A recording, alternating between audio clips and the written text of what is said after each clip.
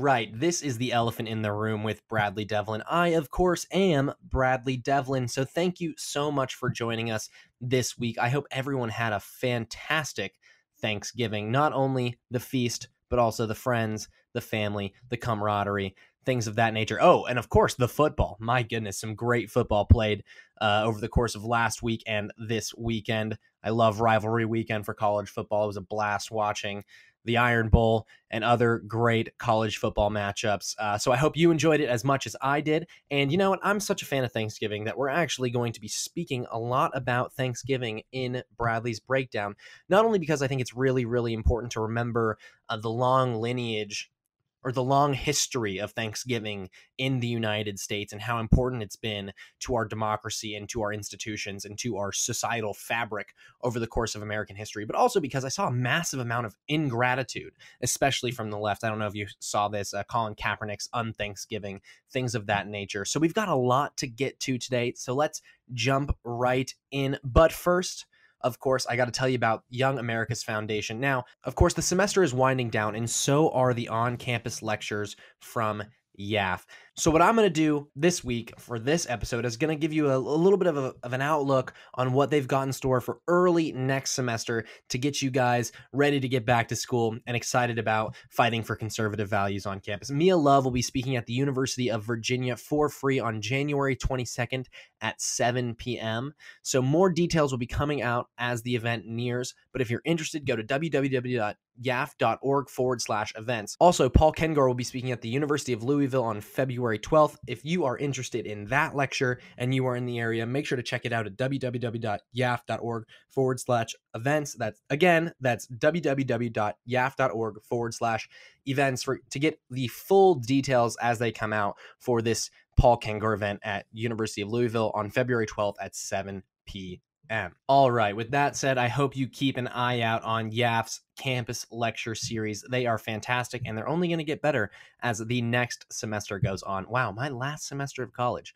blows my mind. All right, for this episode, we are going to be talking, of course, about campus craziness, and specifically, Greta Thunberg has a new article on Project Syndicate about why students are striking for climate change. And you might remember all the way back in episode 2, which is nearly 3 months ago now. I mean, my goodness, time flies when you're having fun. And I think we've been having a lot of fun over here at the Elephant in the Room. That might just be me, but I think we're having a good time. Anyway, all the way back in episode 2, we talked about the climate strikes organized by the 16-year-old Swedish activist Greta Thunberg, and at the time, I lambasted the intellectual vanguard of the left for once again co-opting children facing serious tragedy to push ridiculous left-wing political agendas and unworkable environmental policies. Now, some people weren't really happy with that.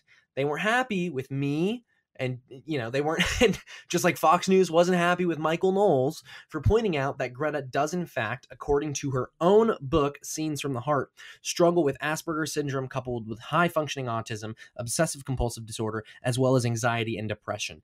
Instantly, people dismiss the broader critique based on these premises that my argument or Michael Knowles' argument was somehow that Greta was incapable of knowing anything about climate change and thinking rationally because of her mental disabilities, which you have to be a complete dolt to believe I'd make such an idiotic, foolish, and disgusting argument. Not only because it's a bad argument, but because I explicitly said at the time that her history of mental illness didn't de facto invalidate her position. That obviously wasn't my argument. The argument was that the left doesn't actually care about her well-being, and the left actually wants to use her as a political tool and prop. And how can I say such a blasphemous thing, right?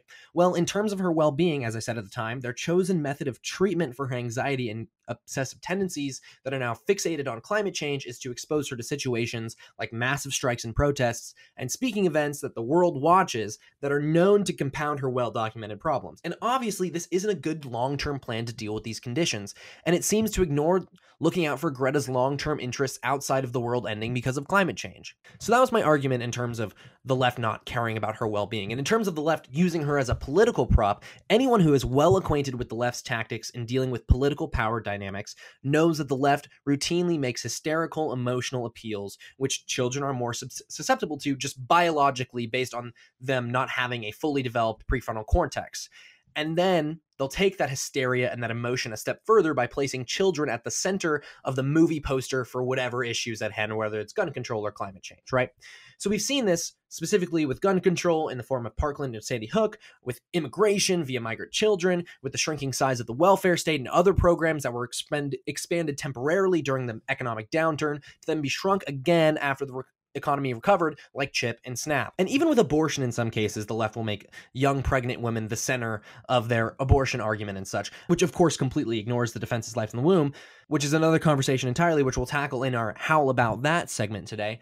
And of course, now it's happening with climate change. And it's actually pretty amazing to see how dependent the left is on the use of hyperbolic rhetoric and emotional appeals. The power dynamic at play here, which is what the new left, the illiberal left, the postmodern left is fixated on, right? Power dynamics. The dynamic at play here is that they'd rather be hyperbolic in their messaging. They'd rather tell lies of exaggeration, whether it's mass shootings or climate change, in order to sway people into their camp. Because if they don't tell children the world is going to end, they might not worry and stress about those problems so much, and thus not support the programs they're forwarding in order to exert their desired amount of control over the economy, over individual rights, and flip American constitutional governance. They want to take those hierarchies and turn them on their head, and then use those new flipped hierarchies to impose their own forms of societal control.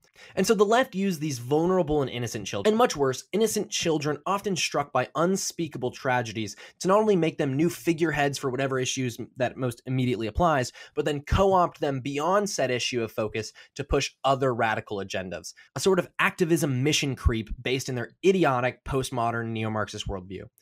And it's what happened with the Parkland students, and now it's happening with Greta Thunberg. And this is made clear by a piece she co-authored, as I said before, on Public Syndicate with other climate activists. It is a tragedy, and it's disgusting.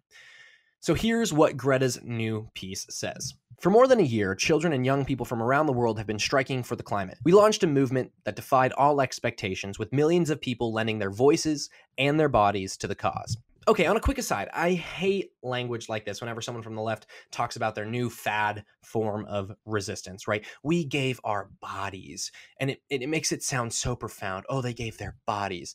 And you know, language has two uses, all under the umbrella of expression. One is to convey an argument or direction, and the other, of course, is to express and convey your emotions to another human being. And right now, it seems like the educational climate in the United States that's dominated by the left has conflated the two things, that if you're more emotional in your argumentation, if you're more pseudo-profound in your argumentation, then therefore, you know, if you say something metaphysically deep, then therefore it must be profound and it must be a better argument, even if it doesn't have much bearing in reality. And it's also not to say, right, when I say I'm mocking their choice of the use of the word bodies here, that's not to say that their organizing capabilities aren't incredible, right? I gave credit to Greta and the students in episode 2 when I said that their ability to bring out hundreds of thousands, even millions of people to these climate strikes clearly says that they've got something going, even though I think that their climate alarmism is unwarranted to the extent that they're pushing it. But these leftists, they always make the leap to say that they've given their bodies. And it's kind of a gross attempt to lump in not going to class on Friday to protest climate change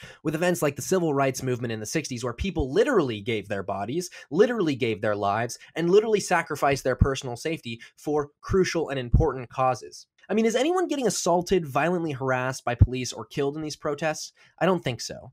So are any of these students actually giving their bodies? No, of course they're not. And it's ridiculous. But I digress for now, so we're going to get back on track. So she continues, we did this not because it was our dream, but because we didn't see anyone else taking action to secure our future. And despite the vocal support we've received from many adults, including some of the world's most powerful leaders, we still don't. Striking is not a choice we relish. We do it because we see no other options. We've watched a string of United Nations climate conferences unfold. Countless negotiations have produced much hype, but ultimately empty commitments from the world's governments. The same governments that allow fossil fuel companies to drill ever more oil and gas and burn away our futures from their profit. And she goes on to say that fossil fuels are literally choking the life from us. That's a direct quote from the article. Ugh, Greta. Okay, really? You're not going to pay any credence to the fact that you and these other striking students live in the healthiest, wealthiest, safest, and most peaceful era humans have ever known? I mean, really, these children ought to know, if they haven't already been taught, that they are among the luckiest people to ever have lived, and have living standards that are like clearly, almost certainly in the top 1% of people in human history. And you know what's even funnier? Greta actually has a point about the international agreements and resolutions and what have you on climate change and carbon emissions. They've really done nothing to curtail them. What's actually enabled the emissions cuts that we've seen in developing countries, of which the United States is a global leader, is indeed the economic and human development enabled by the use of fossil fuels under free market capitalism. Developed economies that have high standards of living off the backs of fossil fuels have been able to develop technology that has increased energy efficiency across different goods and services, and then decrease their emissions. And the usage of fossil fuel has led to 1 billion people being lifted out of poverty in China and India alone. From The Moral Case for Fossil Fuels by Alex Epstein, over the period of development where China and India started developing and using more fossil fuels, life expectancy in China increased by more than 10 years and by more than 15 years in India. Furthermore, GDP per capita more than doubled in India and is 6 times higher in China than it was in 1990. Capitalism and the subsequent use of fossil fuels as energy for more economic output has led to a world that has seen historic decreases in absolute global poverty, increases in global crop yield and plant growth rates, fewer drought-related deaths, fewer flood-related deaths, and a 97 overall decrease in deaths related to natural disasters, as well as higher life expectancy, lower infant mortality rates, higher levels of sanitation, cleaner air, and eventually lower climate dangers by pulling countries out of early mass industrial production levels of emissions. This isn't at all to say that it's necessarily causal, but these correlations certainly can't be dismissed and shouldn't be scorned as it is by the left today, especially as a majority of the world's population is seeking to attain a level of economic development and stability to attain those benefits that are quite literally a matter of life and death, as well as aiming to achieve an economic state that is correlated with lower emissions and ultimately less climate risk. But according to Greta Thunberg, we have to tear all of these institutions down. She goes on to say that climate action must be powerful and wide-ranging. After all, the climate crisis is not just about the environment. There it is. See it right there. That's the mission creep. It's not just about the environment. It is a crisis of human rights, of justice, of political will. Colonial, racist, and patriarchal systems of oppression have created and fueled it, and we need to dismantle them all.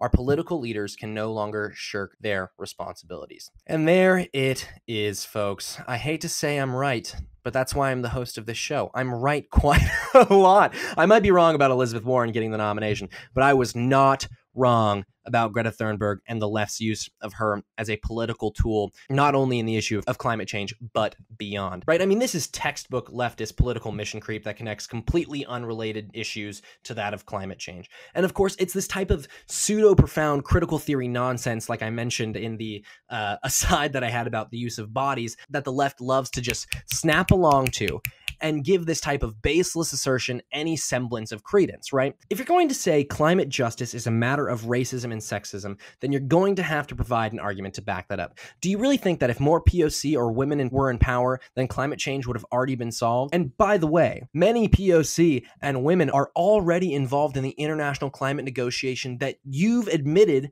have failed. And beyond that, a lot of POC in these international climate debates don't want the Green New Deal on an international scale. Why? Well, because the sad truth is, a lot of what we would say minority-majority countries, a lot of countries with black and brown constituencies are looking to develop their economies and develop their institutions and develop a rule of law in order to pull their economies and their level of governance up to a standard where they can benefit from all of the things that modernity fueled by fossil fuels gives. And I listed all of those benefits, including cleaner air, better water, fewer deaths from natural disaster, higher levels of sanitation, longer life expectancy, the lot, as I mentioned earlier. So obviously this flippant comment about racism and sexism, it's nonsense. I mean, we are dwarves standing on the shoulders of giants, and now we're yelling in the giant's ear, deriding them from our improved, elevated perspective. And as I said in the segment's intro, it's not her fault. It is the leftist vanguard, the adults, that have put an immense amount of effort to foster this ingratitude in my generation and genuine fear in students that are striking to get sound bites that reinforce their belief system and their political agendas. It's also the fault of ideologues who promulgate messages of Armageddon based on wild climate projection models that have not been accurate predictors of climate change, like the 102 model, and they ignore the massive moral upsides of carbon-fueled modernity. And it's also the fault of leftist politicians that don't have the nerve to tell the voters that the Green New Deal utopia they dream of is the stuff of fantasy. And of course, The media is complicit in this too. Now, this isn't to say that the Earth's average temperature isn't rising. It's risen 1.4 degrees Fahrenheit since 1880, and the UN predicts that it will rise another 2 to 5 degrees this century, even though the UN and the IPCC have never been correct about any one of their climate predictions. Let me just add that. If those climate change levels do come to fruition, that will create problems. But to not recognize the importance of carbon-fueled modernization in combating climate change is ignorant not only of facts, but ignorant of the struggles billions of people in the underdeveloped countries face every single day. All right, that'll do it for campus craziness. But before we move on to my breakdown this week, I need to tell you about the Leadership Institute. Now, I've told you about the Leadership Institute before, right? How they offer awesome trainings to make you the most prepared activist on your campus, maybe even in your state, all right? So the Leadership Institute is holding an advanced debate workshop on December 5th. Here you will learn how to make effective opening and closing statements, as well as make effective real-time rebuttals. So visit www.leadershipinstitute.org for more information on this training opportunity, as well as other training opportunities to equip you with the best tactics for being an effective activist on your campus, whether it's in debate and public speaking skills or organizing other activists and volunteers. Again, that's www.leadershipinstitute.org for more information. All right, for this week's Bradley's Breakdown, we're going to be talking a little bit about the history of Thanksgiving in the United States. And the reason that I wanted to revisit Thanksgiving after the holiday is because over Thanksgiving break, I was on social media when I wasn't watching football, or even when, even during watching football, I was on social media, and I saw a lot of ingratitude, especially from the left. I saw Colin Kaepernick spoke at a un-Thanksgiving rally in solidarity with indigenous peoples that were affected by the European colonizers or what have you. I've also seen the ingratitude coming from climate change activists, as well as other activists, liberal activists on Berkeley's campus and throughout the country, just a massive amount of ingratitude and historical illiteracy when it comes to American history on college campuses and throughout academia. So I think that it's really, really important for us to go through the history of Thanksgiving and talk a little bit more about our values as a country, our conservative values, our conservative sensibilities that are, of course, inexplicably tied with the Constitution and with the Declaration of Independence and with these other major events in American history that, brought us where we are today when we come and talk about Thanksgiving and sit down and celebrate Thanksgiving with friends and family. So Americans traditionally recognize the first Thanksgiving, right? This is what you learned in preschool and kindergarten, as the 1621 feast between the Plymouth colonists and natives. And these separatist Puritan settlers of Plymouth, more well known as Pilgrims, had a feast after their first harvest as a way of thanking God for their blessings. And these pilgrims invited members of the neighboring Indian tribe, the Wampanoag tribe, who were accustomed to having their own religious feasts and celebrations according to their own customs. And residents of Plymouth and other colonies held days of Thanksgiving and feasting at different times of the year for a variety of reasons throughout the colonial period, and thus started the history of Thanksgiving. So while the 1621 Thanksgiving celebration did not become an annual event, as I said, the residents of Plymouth and other colonies held days of Thanksgiving and feasting over the years in order to give thanks and supplication to God for giving them what they had. And obviously, this increased during the Revolutionary period. Actually, colonial legislatures would recognize military victories against the British Army through these days of prayer and thanksgiving. When the British surrendered to the Americans in Saratoga, New York, in October of 1777, the Continental Congress suggested that a national day be set aside to recognize the victory at the request of then Commander of the Continental Army, General George Washington. Now, Washington went on to proclaim December 18th, 1777 as the first National Thanksgiving Day, and those celebrations were supported by the Continental Congress until 1784. Then, in 1789, right after the creation of the Constitution, New Jersey Representative Elias Boudinot introduced a resolution to Congress requesting that the newly elected President George Washington declare a day of Thanksgiving to recognize God's hand in the creation of the new United States Constitution and the strengthening of the Union. And Washington was happy to accept that request. He issued a proclamation on October 3rd, 1789, designating Thursday, November 26th as a national day of thanks to recognize the role of Providence in creating the new U.S. Constitution. So here's what George Washington said in this proclamation. Whereas it is the duty of all nations to acknowledge the providence of Almighty God, to obey his will, to be grateful for his benefits, and humbly to implore his protection and favor. And whereas both houses of Congress have, by their joint committee, requested me to recommend to the people of the United States a day of public thanksgiving and prayer to be observed by acknowledging with grateful hearts the many signal favors of Almighty God, especially by affording them an opportunity peaceably to establish a form of government for their safety and happiness. Now, therefore, I do recommend and assign Thursday, the 26th day of November next, to be devoted by the people of these states to the service of that great and glorious being who is the beneficent author of all the good that was, that is, or that will be, that we may then all untie in rendering unto him our sincere and humble thanks for his kind care and protection of the people of this country previous to them becoming a nation, for the signal and manifold mercies and the favorable interpositions of his providence which we experienced in the course and conclusion of the late war, for the great degree of tranquility, union, and plenty which we have since enjoyed, for the peaceable and rational manner in which we have been enabled to establish constitutions of government for our safety and happiness, and particularly the national one now lay instituted for the civil and religious liberty which we are blessed, and the means that we have acquiring and diffusing useful knowledge, and in general for all the great and various favors which he hath been pleased to confer upon us. And also that we may then unite in most humbly offering our prayers and supplications to the great Lord and ruler of nations, and beseech him to pardon our national and other transgressions, to enable us all, whether in public or private stations, to perform our several and relative duties properly and punctually, to render our national government a blessing to all people by constantly being a government of wise, just, and constitutional laws, discreetly and faithfully executed and obeyed, to protect and guide all sovereign nations, especially such as has shown kindness unto us, and to bless them with good government, peace, and concord, to promote the knowledge and practice of true religion and virtue, and the increase of science among them and us, and generally to grant unto all mankind such a degree of temporal prosperity as he alone knows to be best. Given under my hand at the city of New York, the 3rd day of October in the year of our Lord, 1789. If that doesn't give you chills, if that doesn't give you an immense source of pride in this nation we call home, in the nation whose system of government, its values, and its economic system has enabled the elevation of the human condition for billions of people throughout the world, that has brought about the greatest level of human prosperity and peace in world history outside the Garden of Eden, then there is something wrong with you. And the left's contempt for our system and values encapsulated in our founding documents, not only in the form of wanting to tear down with one fell swoop via the Green New Deal or other programs to exert absolute control over you, your family, your community, and churches, and this country ultimately, but also the attempt to tear down the great, honorable, virtuous men by defining them solely by their shortcomings and not their achievements, shows their moral bankruptcy and ingratitude.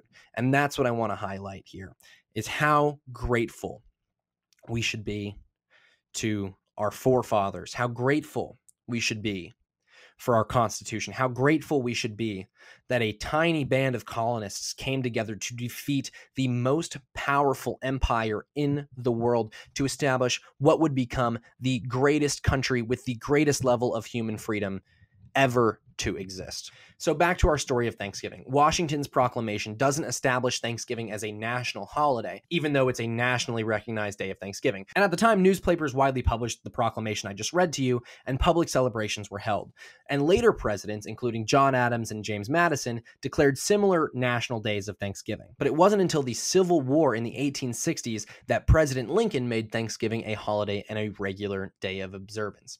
In the midst of a civil war, President Abraham Lincoln issued a proclamation of Thanksgiving on October 3rd, 1863, 74 years to the day after President George Washington issued his presidential Thanksgiving proclamation. Now, at this point, states, predominantly northern states, held their own independent Thanksgiving commemorations. But the concept for federalizing an annual Thanksgiving celebration came not from Lincoln. It actually came from Sarah Josepha Hale, the editor of the Goody Ladies book magazine. In a letter to Lincoln a week before his proclamation, Hale pointed out that there was already broad-based support for a national day of Thanksgiving, particularly in the North, and she correctly predicted that if it was given an official national sanction, it would become permanently an American custom and institution. So Secretary of State William H. Seward was the author of Lincoln's presidential proclamation, and the finished Thanksgiving proclamation was 469 words, so I will read it to you in full. So here it is. The year that is drawing towards its close has been filled with the blessings of fruitful fields and healthful skies. To these bounties, which are so constantly enjoyed that we are prone to forget the source from which they come, others have been added, which are of so extraordinary a nature that they cannot fail to penetrate and soften even the heart which is habitually insensible to the ever-watchful providence of Almighty God. In the midst of a civil war of unequaled magnitude and severity, which has sometimes seemed to foreign states to invite and provoke their aggression, peace has been preserved with all nations. Order has been maintained, the laws have been respected and obeyed, and harmony has prevailed everywhere except in the theater of military conflict, while that theater has been greatly contracted by the advancing armies and navies of the Union. Needful diversions of wealth and strength from the fields of peaceful industry to the national defense have not arrested the plow, the shuttle, or the ship. The axe has enlarged the borders of our settlements, and the mines, as well of iron and coal as of the precious metals, has yielded even more abundantly than heretofore. Population has steadily increased, notwithstanding the waste that has been made in the camp, the siege, and the battlefield, and the country, rejoicing in the consciousness of augmented strength and vigor, is permitted to expect continuance of years with large increase of freedom. No human counsel hath devised, nor hath any mortal hand worked out these great things. They are the gracious gifts of the Most High God, who, while dealing with us in anger for our sins, hath nevertheless remembered mercy. It has seemed to me fit and proper that they should be solemnly, reverently, and gratefully acknowledged as with one heart and one voice by the whole American people. I do therefore invite my fellow citizens in every part of the United States, and also those who are at sea and those who are sojourning in foreign lands, to set apart and observe the last Thursday of November next as a day of thanksgiving and praise to our beneficent Father, who dwelleth in the heavens. And I recommend to them that while offering up the ascriptions justly due to him for such singular deliverances and blessings, they do also, with humble penitence for our national perverseness and disobedience, commend to his tender care all those that who have become widows, orphans, mourners, or sufferers in the lamentable civil strife in which we have unfavorably engaged, and fervently implore the interposition of the Almighty hand to heal the wounds of the nation and to restore it as soon as it may be consistent with the divine purposes for the full enjoyment of peace, harmony, tranquility, and union. In testimony whereof, I have hereunto set my hand and caused the seal of the United States to be affixed, done at the city of Washington this 3rd day of October, in the year of our Lord, 1863, and of the independence of the United States, the 88th, by the President, Abraham Lincoln, William H. Seward, Secretary of State. Again, chills. Politicians don't speak like this anymore. And as we speak, not only is the left ramping up its contempt for religious people when they freely exercise their religion and it runs counter to their political agendas, it's even more explicitly making arguments to tear down religion entirely as a prominent societal institution. And while some of those members of the left are completely ignorant of the tendrils that stress far back into Judeo-Christian history that have created the most prosperous society in human history, others are incredibly attuned to this fact, which is why they wish to take down the form of governance and institutions that originate from these Judeo-Christian values. And it's on all of us who want to see this country and the world to continue to succeed and for individuals to have their rights protected, to do everything that we can to combat this ingratitude from the left. And that means giving our most genuine, respectful, and fervent thanks. I'm glad you guys listened to that breakdown of what Thanksgiving means in the American consciousness, in the Christian consciousness, in our country's history, because I think it's really, really important for us to remember and reflect seriously as we enter this period of Thanksgiving all the way through Christmas. I mean, as I said, the tendrils stretch back from our Constitution and our values all the way to Judeo-Christian history, and so too do these holidays have an incredible link between them that ought to be recognized more gratefully by those of us on the left and by those of us on the right. So with that said, it's time for Howl About That. But I got to tell you, Lone Conservative's Christmas merchandise is out now. All right, so you got to go check it out.